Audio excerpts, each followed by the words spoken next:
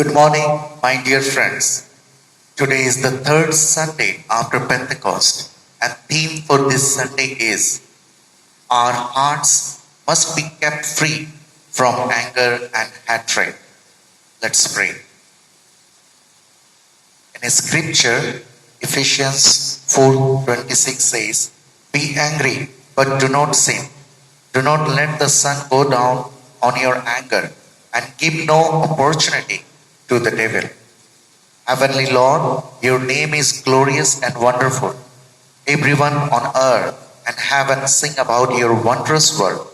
You are the King of all, and we worship you, our Lord. We gather in your presence in the unity of our faith to ask that you bless us. Without your power and grace, we can do nothing. We pray that your glory continues to fill and radiate within our lives so that we can be your ambassadors to the world. Let none of us leave here today empty handed. Go with us into the world as we serve you. In Jesus' name we pray. Amen.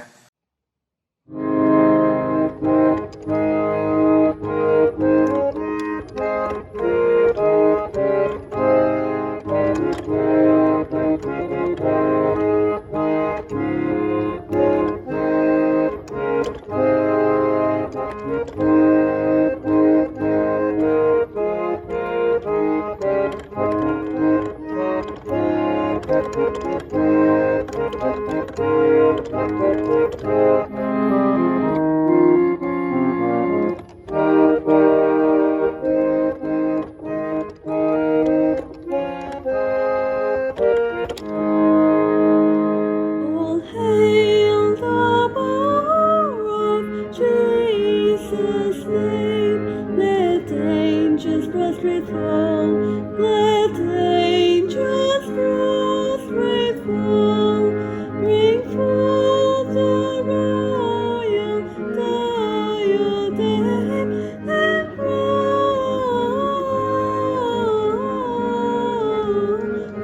him, crown him. Crown him, crown him, and crown him Lord of all. He chose the seed of Israel's race. He ransomed from the fall. He ransomed from the fall. Hail him who saves you by his grace and crown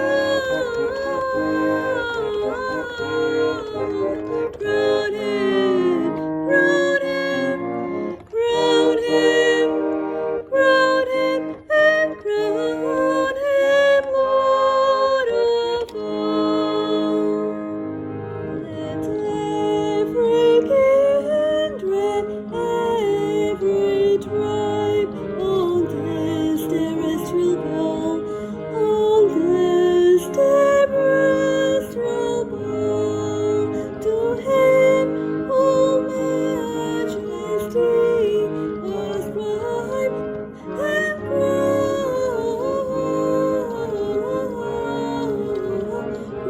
him, crown him, crown him, crown him, and crown him Lord of all.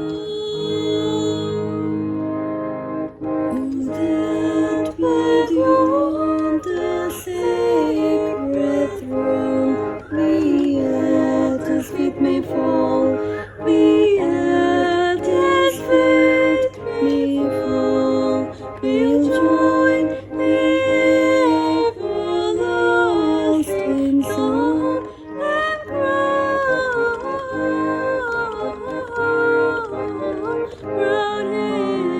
crown him, crown him, crown him, and crown him Lord of all. My dear friends, God so loved the world that he gave his only Son Jesus Christ to save us from our sins, to be our advocate in heaven, and to bring us to eternal life. Let us confess our sins in penitence and faith, firmly resolved by God's grace to keep His commandments and to live in love and peace with all people. Shall we confess togetherly?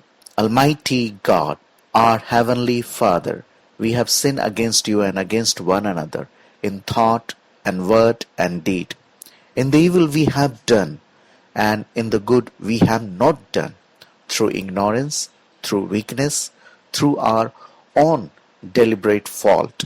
We are truly sorry and repent of all our sins for the sake of your Son Jesus Christ, who died for us. Forgive us all that is past, and grant that we may serve you in newness of life, to the glory of your name.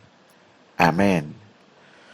Almighty God, who forgives all who forgive one another and truly repent of their sins, have mercy on you, pardon and deliver you from all your sins, confirm and strengthen you in all goodness, and keep you in life eternal through Jesus Christ our Lord. Amen. Thanks be to God. Now we shall follow the collect prayers. Let's pray. Almighty God, from whom all thoughts of truth and peace proceed, take from our hearts all malice and hatred. Subdue in us all angry thoughts and words, and teach us to live together in brotherly love. Through Jesus Christ our Lord, who lives and reigns with you and the Holy Spirit, one God, now and ever. Amen. We shall pray for our pastorate. Almighty Father, whose redeeming love has brought us together as member of your church in this Jamshedpur pastorate, deepen our love for you and for each other, and grant that by our witness and service in this place, others may be drawn to know you and your Son Jesus Christ our Lord, who lives and reigns with you and the Holy Spirit, one God, now and ever. Amen. We shall pray for the spread of the gospel. O God, you have made of one blood all the nations that dwell on the face of the earth, and sent your Son Jesus Christ to preach peace to the whole world. Grant that the people of this and every land may seek for you and find you, and hasten, O Heavenly Father, the fulfillment of your promise to pour out your Spirit upon all flesh, through Jesus Christ our Savior, who lives and reigns with you and the Holy Spirit, one God, now and ever. Amen. First reading has been taken from Genesis chapter 4, verses 2 to 10. Later she gave birth to his brother Abel. Now Abel kept flocks and Cain worked the soil. In the course of time, Cain brought some of the fruits of the soil as an offering to the Lord. But Abel brought fat portions and some of the firstborn of his flock. The Lord looked with favor on Abel and his offering, but on Cain and his offerings he did not look with favor. So Cain was very angry, and his face was downcast. Then the Lord said to Cain, "Why are you angry? Why is your face downcast? If you do what is right, will you not be accepted? But if you do not do what is right, sin is crouching at your door. It desires to have you, but you must master it." Now Cain said to his brother Abel, "Let's go out to the field." And while they were in the field, Cain attacked his brother Abel and killed him. Then the Lord said to Cain, "Where is your brother Abel?" "I don't know," he replied. "Am I my brother's keeper?" The Lord said, "What have you done?" "Listen, your brother's blood cries out to me from the ground." Here ends the reading. The second reading has been taken from the book of 1 John chapter 3 verses 11 to 15. 1 John chapter 3 verses 11 to 15. This is the message you heard from the beginning. We should love one another. Do not be like Cain. We belonged to the evil one and murdered his brother. And why did he murder him? Because his own actions were evil and his brother were righteous. Do not be surprised, my brother. If the world hates you, we know that we have passed from death to life, because we love our brother. Anyone who does not love remains in death. Anyone who hates his brother is a murderer, and you know that no murderer has external life in him. This is the word of God.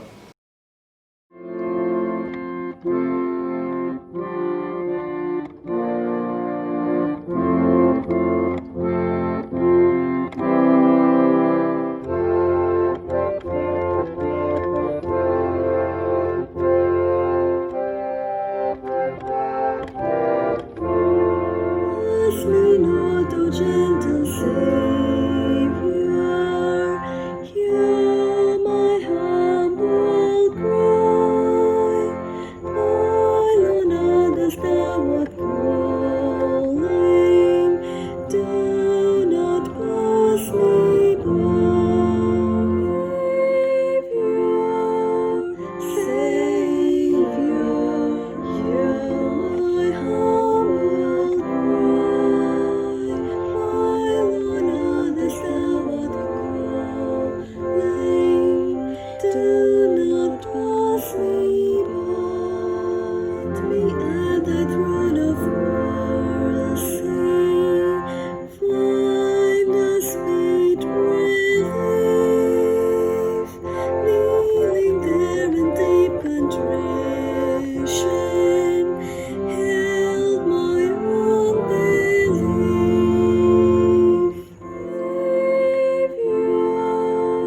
Savior, hear my humble cry. My Lord, others thou art calling, do not pass me by. Staying only in thy merit, Lord, I seek thy face. Heal my wounded, broken spirit. Save me by thy grace. Savior, hear my humble cry. My Lord, others thou art calling, do not pass me by. Thou the spring of all my comfort, more than life to me. Whom have I on earth beside thee? Whom in heaven but thee?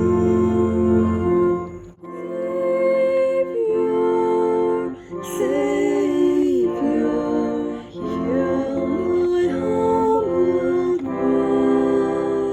My Lord, others thou art calling, do not pass me by. The Gospel reading is taken from Matthew chapter 5, verses 17 and then from 20 to 26. Do you think that I have come to abolish the law or the prophets? I have not come to abolish them, but to fulfill them. Verse 20 to 26.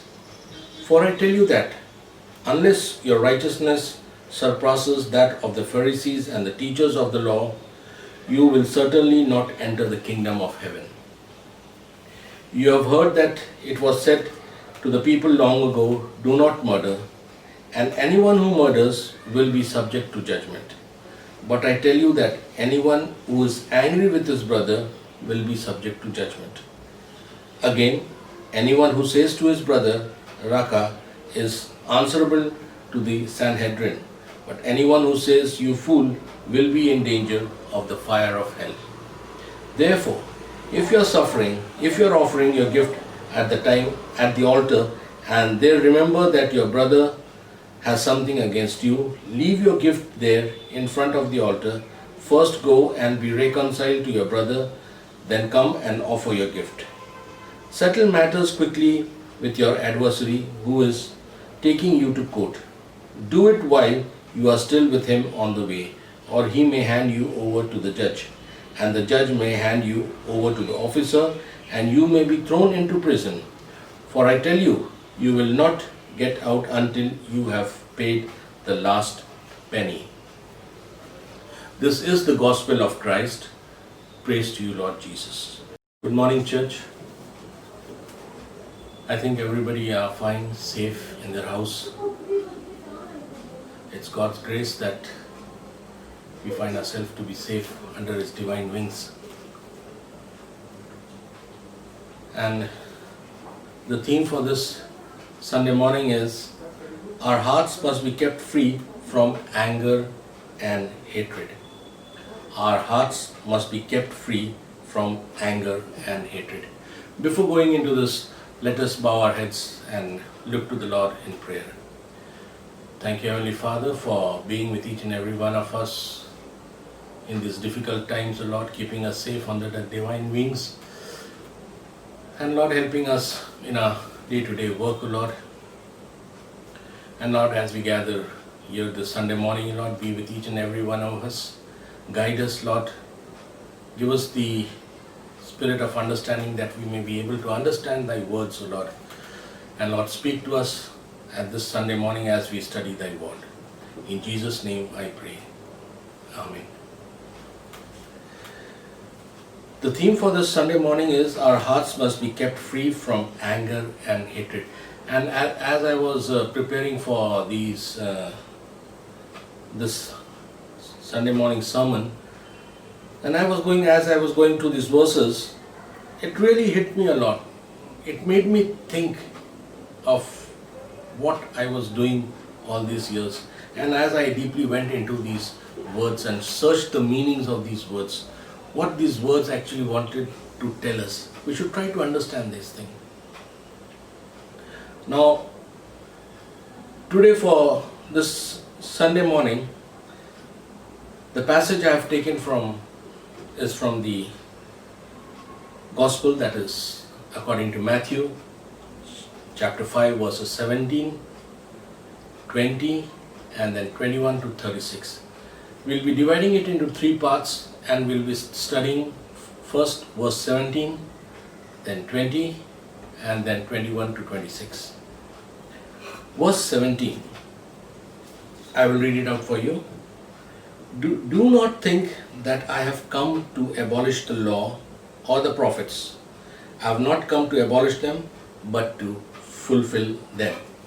Now, before going here, let's look into the history a bit and try to understand the things why Jesus said these words. So God had given the Israelites some moral and ceremonial laws which they were to follow it with all their hearts, because this will help the people to love and serve the God with all their heart and mind. And throughout this Israel's history, if we read, we find that these laws have often been misquoted, misapplied, and misused. And the religious leader turned these laws from some to many. I think it was some 600 or something, and it turned up to be some thousands. And they have made it into a big confusing mass of laws, and it became very difficult for the people to follow them. That is why if you read Matthew chapter 11, Jesus says these words. Matthew chapter 11 verse 28 to 30. Jesus says, "Come to you, all you who are weary and burdened, and I will give you rest. Take my yoke upon you and learn from me, for I am gentle and humble in heart, and you will find rest for your souls. For my yoke is easy and my burden is light." This is the reason why Jesus said this verse. Now before going further deep into these laws, we find that there are three types of laws. I will just briefly explain it to you. There were ceremonial laws. These ceremonial laws were related to worship, and the primary purpose for this was, it was pointing towards Jesus Christ. And these laws are no more required. It's no longer necessary after Jesus' death and resurrection. Then we have the civil law applied to daily living, Jesus demonstrated these principles by examples. And thirdly, we have moral laws as the 10 commandments, and these are the direct commands of God. It was given to the people, we know about it, and if it required strict obedience. It reveals the nature and the will of God, and it's still applied today. And Jesus obeyed the moral laws completely. This is a slight background I'm giving to you all. But now coming to the actual verse, that is verse 17. Now we'll be breaking this verse into two parts. The first is, do not think that I have come to abolish the law or the prophets. This is one, 17a, and 17b is, I have not come to abolish them but to fulfill them. 17b says, but to fulfill them, and 17a says, I have not come to abolish them. The Pharisees thought that Jesus was actually doing it. He was trying to abolish the law. But it was the reverse. It was the Pharisees who were destroying the law by not obeying it completely. Namely through the traditions and by the hypocrisy. Jesus made it very clear that he had come to honor the law, help God's people, love it and learn it and live by it. Jesus made it clear that he had come to honor the law, help God's people to love it, to learn it and to live by it. Jesus always taught what the law actually meant. The religious leaders of that time, Jesus did not accept them. He did not accept their artificial righteousness. Their righteousness was external. The religion was dead. And they were not having a living relationship with God. It made them proud. Now the question here arises, we should ask ourselves, is our righteousness external? Coming to the second part, 17b, it says, I have not come to abolish them, but to fulfill them. But to fulfill them.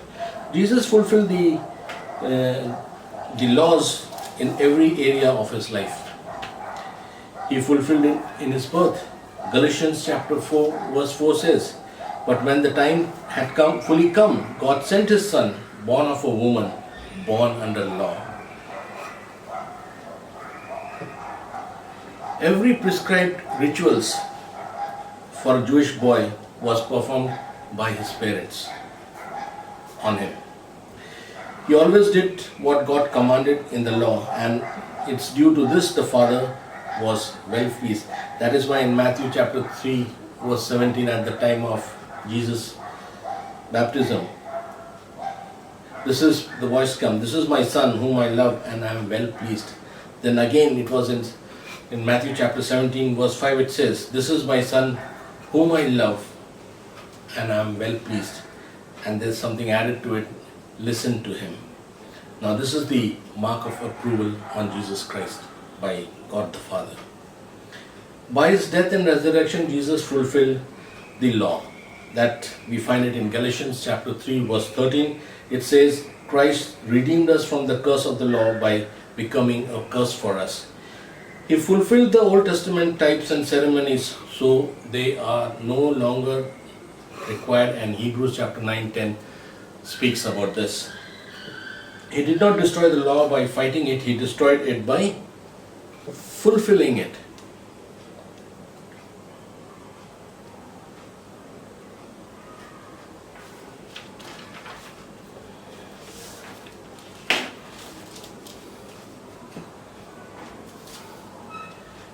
When Jesus died on the cross, he rent the veil of the temple and opened the way for us to enter into the Holy of the Holiest. We find it in Hebrews chapter 10 verse 19. The veil which separated us from coming to the most holy God, that veil was torn apart, and he made it possible for us to come to the Lord come to our God and worship Him and speak to Him and pray to Him. That freedom He gave us. The second thing what He did is He broke down the wall that separated the Jews and the Gentiles. In the temple there was an outer wall which kept the uncircumcised coming near to the main area. That wall was broken down, and now in the eyes of Lord, the circumcised and the uncircumcised Jews and the Gentiles, they were all equal. And Ephesians chapter 2 verse 11 to 13 speaks on that. Because the law was fulfilled in Christ, we no longer need temples. And Acts chapter 7 verse 48 says this. And the religious rituals also. Colossians chapter 2 verse 10 to 13 speaks on that. Then how can we fulfill the law? There's another two questions we should ask ourselves. Are we seeking to destroy the law by not obeying it, or are we seeking to fulfill the law by obeying it? This is the question we should ask ourselves. Now coming down to verse 20, Matthew chapter 5 verse 20, it says, "For I tell you that unless your righteousness surpasses that of the Pharisees and the teachers of the law, you will certainly not enter the kingdom of heaven." Now what does Jesus meant by saying this? The Pharisees, they used to take every effort and were very thorough in their attempts to keep the law and follow the law and the rituals. So how could Jesus tell us to so that we have a greater righteousness than this? There is a reason behind it. And the reason is the Pharisees' weaknesses. They had a weakness. And that is, they obeyed the law outwardly without allowing God to change their attitude, change their hearts. It was all a superficial outwardly type of righteousness. They looked pious, but they were far from the kingdom of God.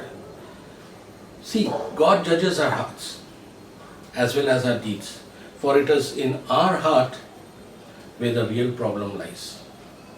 Now let's look to Genesis chapter 4, our first reading. What does it say? Genesis chapter 4 verse 5 to 7. I'll be reading it for you. 5b. So Cain was very angry and his face was downcast. Then the Lord said to Cain, "Why are you angry? Why is your face downcast? If you do what is right, you will not. If you do what is right, will you not be accepted?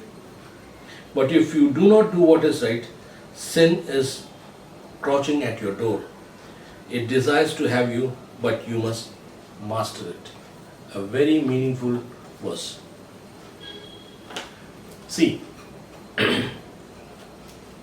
whenever we have an anger against some person, or we dislike him, that angriness is inside our hearts. So suppose that person comes face to face in front of us. Immediately the expression of our face changes. And when this happens, remember this verse. Why are you angry? Why is your face downcast? We should ask ourselves that. Let us suppose that God is asking us, why is that change of expression in your face when the person came in face to face to you? We should examine ourselves. Now Jesus was saying this to his listeners because Jesus wanted them that their righteousness should be totally different from that of the religious leaders. Our righteousness should come from God. What God does in us, and not what we do ourselves, not the superficial things, but inside the change that takes place in our heart. It should reflect. We have to be God-centered and not self-centered. The religious people, the Pharisees of the time, they were self-centered. And thirdly, our righteousness should be based on reverence of God reverence for God, not approval for people. Our righteousness should go beyond keeping the law. It should reflect in our day-to-day life. This is what is meant by this verse. Whatever we do, whatever we learn from the Word of God, we should apply it into our day-to-day lives, and people should see our life, yes, through our deeds, that yes, he is a righteous man. Let's come to the third part, that is Matthew chapter 5 verses 21 to 36. So first I will read Matthew chapter 5 verses 21 and 22. It says, Matthew chapter 5 verses 21, you have heard that it was said to the people long ago, do not murder, and anyone who murders will be subject to judgment. But I tell you that anyone who is angry with his brother will be subject to judgment. Now, we know that killing is a terrible sin. Murdering somebody is a terrible sin. But anger is a greater sin too, because it violates God's commands of love. The command that God gave us to love one another, it violates that law. Because in Exodus 20 verse 13 it says, you shall not murder. So what does Jesus mean here? Jesus is telling us that we should not even become angry enough to murder. If we do, then we have already committed murder in our heart. Just the same. Like if we have lust, it means that we have already committed adultery in our heart. It's the same thing. The Pharisees, they knew this law very well. They knew what it meant. So they felt themselves to be righteous because they did not murder anyone. Yet they were angry enough with Jesus and plotted against him. They did not do this dirty work themselves, but they made the Romans do it. So we see what happens here is the Pharisees, they were very angry with Jesus, and the anger was brooding inside them. And the same case was with the Sadducees. Why the Pharisees? Because Jesus was healing people on the Sabbath day. He was violating the Sabbath. This is what the Pharisees thought. And the Sadducees, they were angry with Jesus because he went into the temple and chased the money lenders and threw everything out from the temple. So both these groups, the Pharisees and the Sadducees, they were very angry with Jesus. And that anger was brooding inside them, and it came out one day. And we know that this anger is a dangerous emotion. It can come out anytime and take control of you. Further, if we go to Matthew chapter 5 verse 22b to right up to 26, if I read, again, anyone who says to his brother Raka is answerable to the Sanhedrin, but anyone who says you fool will be in danger of the fire of hell.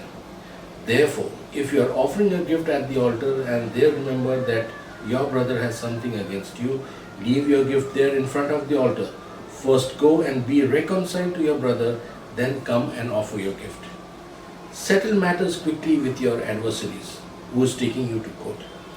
Do it while you are still with him on the way, or he may hand you over to the judge, and the judge may hand you over to the officer, and you may be thrown into prison. I tell you the truth, you will not get out until you have paid the last penny. Now, Jesus describes a sinful experience that involved several stages. He explains it. Anyone who can say is to his brother Raka. So what happens is, in the first case, there is anger, a causeless anger, or a fight between two persons with no specific reasons, and then this particular word comes out.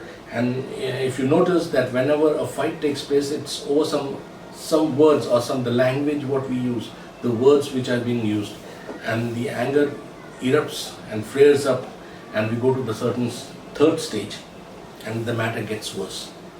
And when the matter settles down, that anger is still inside our hearts, and we brood over it.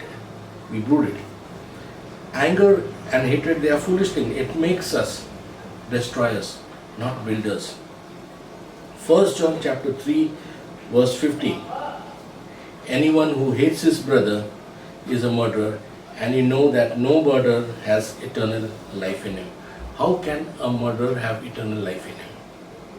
No, because he is subject to judgment. This is what Matthew chapter 5 verse 21 says. If you have heard it, it was said to the people long ago, do not murder, and anyone who murders will be subject to judgment. And so what it says here, anyone who hates his brother is a murderer. If we only hate our brother, it amounts to murder. And you know that no murderer has eternal life. Matthew 5:22 says, Jesus says, but I tell you that anyone who is angry with his brother will be subject to judgment. Leave alone murdering somebody. Getting angry with somebody is like committing murder in our hearts. So therefore, we have to be very careful. Sinful anger must be faced honestly and confessed to God as sin. Therefore, we must go to our brother at once, reconcile with him, let the matter settle down as early as possible. We should try our best to settle the matter as early as possible before the situation gets worse. Therefore, how can we protect ourselves? What is the solution? There is a solution. That is Romans chapter 8 verses 1 to 3. It says, therefore there is now no condemnation for those who are in Jesus Christ, because through Jesus Christ the law of the Spirit of life sets me free from the law of sin and death. For what the law was powerless to do, in that it was weakened by the sinful nature, God did it by sending His own Son in the likeness of a sinful man to be an offering, and so He condemned sin in a sinful man. So what does this mean? The meaning of this whole thing is that there is only one option. Therefore, how can we protect ourselves? There is a way. It is in Romans chapter 8 verses 1 to 3. I will read it for you. Romans chapter 8 verses 1 to 3. Therefore, there is no condemnation for those who are in Christ Jesus, because through Christ Jesus, the law of the Spirit of life set me free from the law of sin and death. For what the law was powerless to do, in that it was weakened by the sinful nature, God did by sending His own Son in the likeness of the sinful man to be a sin offering, and so He condemned sin in sinful man. So what are we supposed to do? There is a way out, and the only way out is on our knees at the feet of Jesus, asking, praying to Him, Lord, help me and take this thing out, the sin which is inside me, which I am brooding it in my heart. Help me to take it out and throw it out from my heart, so that I may have a happy and sinless life. Let's look to the God in prayer. Thank you, Heavenly Father, for being with each and every one of us. Thank you for speaking to us through Thy words. And Lord, give us the understanding and the encouragement to follow what we have learned here and apply it in our daily lives, so that, Lord, through our lives, Your name may be glorified. In Jesus' name I pray. Amen. Now we shall proclaim and confirm our faith by saying the Worship's Prayer. Together we shall say it. I believe in God, the Father Almighty, creator of heaven and earth. I believe in Jesus Christ, His only Son, our Lord. He was conceived by the power of the Holy Spirit and born of the Virgin Mary. He suffered under Pontius Pilate, was crucified, died, and was buried. He descended to the dead. On the third day He rose again. He ascended into heaven and is seated at the right hand of the Father.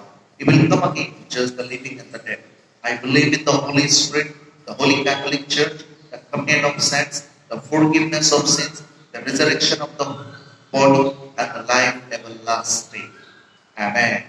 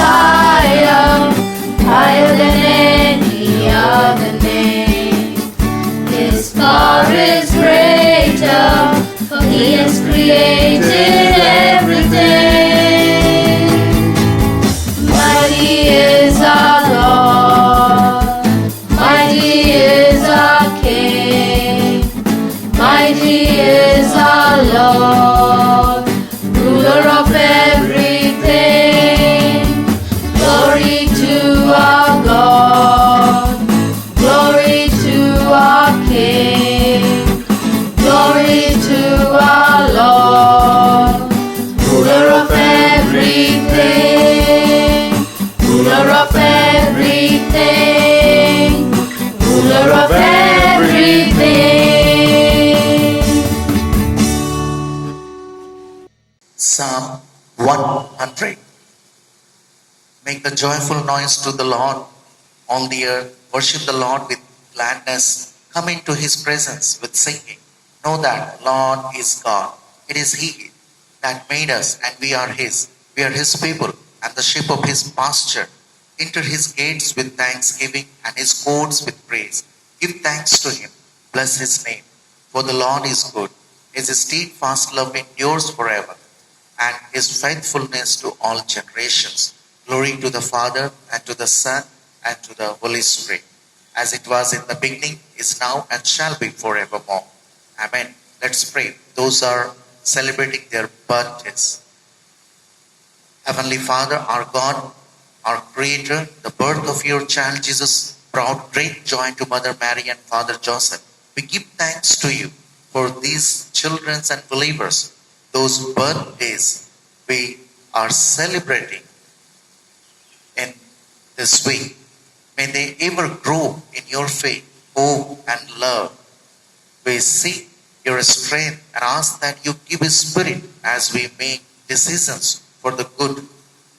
God of love, teach us to give our best, to speak with love and act with courage. May we be a good steward of all the gifts you have given. Heavenly Father, we pray for those who are celebrating their wedding anniversaries. Lord, help them to remember when they first met the strong love and grew between them, to work that love into practical things so nothing can divide them. We ask for words both kind and loving, and for hearts always ready to ask forgiveness as well as to forgive. Dear Lord, we put their marriage into your hands. In mighty name of Jesus, we submit our supplication. Amen.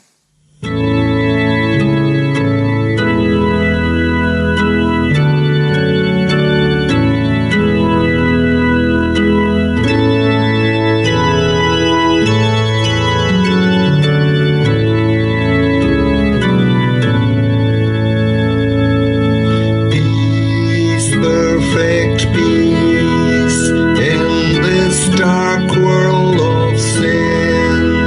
The blood of Jesus whispers peace within. Peace, perfect peace, by thronging duties pressed to do Jesus, this is rest. Peace, perfect peace, with sorrow surging round. On Jesus' bosom, Lord God, calm is found. Peace, perfect peace, with loved ones far away. In Jesus' keeping we are safe, and they. Peace, perfect peace, of future all unknown. Jesus, we know, and he is on the